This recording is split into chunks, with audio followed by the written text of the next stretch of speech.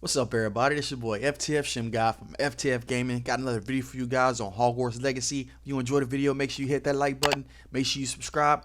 All right, let's get straight to it. Okay, first things first, we just got a lot of news from different sources that says that based on what house you pick, you're going to have different side missions and different objectives based on the main story.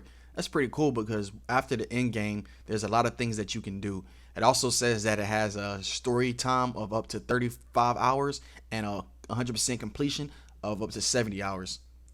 Now, this is going to make the game very interesting because games like Cyberpunk, they gave you the ability to change different outcomes of the game, but in actuality, it ended up coming down to the same story.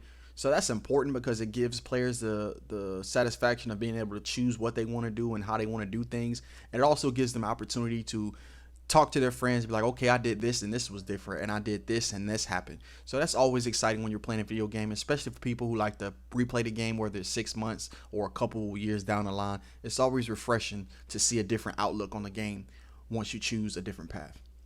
Okay, another good thing is that they kept the story within moderation of 35 hours of completion.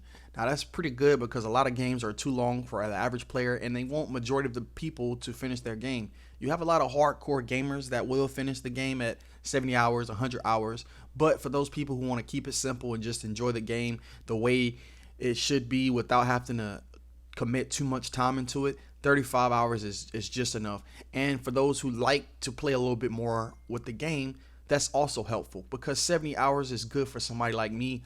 I'm not a completionist, but I like doing side missions. I like exploring the map.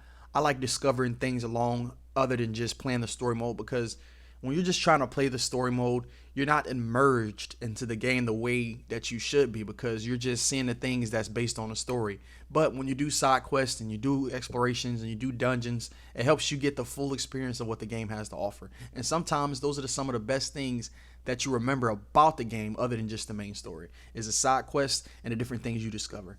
That's one of the reasons why Elden Ring was so magnificent, because the game was immersive, whether it was side missions, fighting dungeons, fighting bosses that your friends haven't discovered.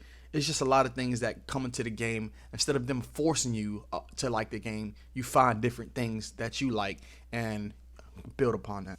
All right, so next thing is they made the map a lot smaller. Not too much smaller, but they said they cut 1/4 of the whole map's size. So this is just an example. This is not exact numbers. If the map was originally 1,000 square meters, now it's only 750 square meters. So sometimes this is better because the game has more content when a map is a lot smaller. Because if you have a map that's too large, there's a lot of wide open space that has nothing in it. You know, you got a whole bunch of trees, you got a whole bunch of replications of the same buildings. Just so much things that could be involved with the map being a little bit smaller than the map being a lot bigger. Like prime example, let's say you got a smaller house. 9 times out of 10, you can put more things and have it more moderations than a big house and just trying to fill it up with a whole bunch of stuff that makes it look nice or makes it look decorated. So my thing is that map size is not a huge thing for me. I'd rather the map just be full of life and full of content, full of dungeons, something that's actually going to matter instead of just the map size. Another thing that they said that originally announced that came out with the game is that Quidditch will not be into the game as we know now. So one of the reasons why I feel that it is because they learned from other games' mistakes. Instead of focusing on something that could be just a side quest or just a special mini game, they want to focus on the core gameplay and the core story mode. And I feel that that is very important because games like this, I'm not trying to say it doesn't need Quidditch, but Quidditch is not a huge thing that's going to be a game changer when it comes to the story. Now, if they want to make a mini game out of it or they want to make it to a DLC content, I feel like that'd be pretty cool. You know, maybe you get some friends and play some Quidditch and it can maybe start something down the line. But as far as them trying to implement that into the RPG of the game, I don't think it's going to be very important. Now, taking Quidditch out of the game, it could be something along the line when it comes to flying and mechanics, because when you're playing Quidditch, it's a lot more fast paced, a lot more turning, a lot more things going on. But when you're just flying around the map just to explore and just to get from point A to point B, I feel like it doesn't have as much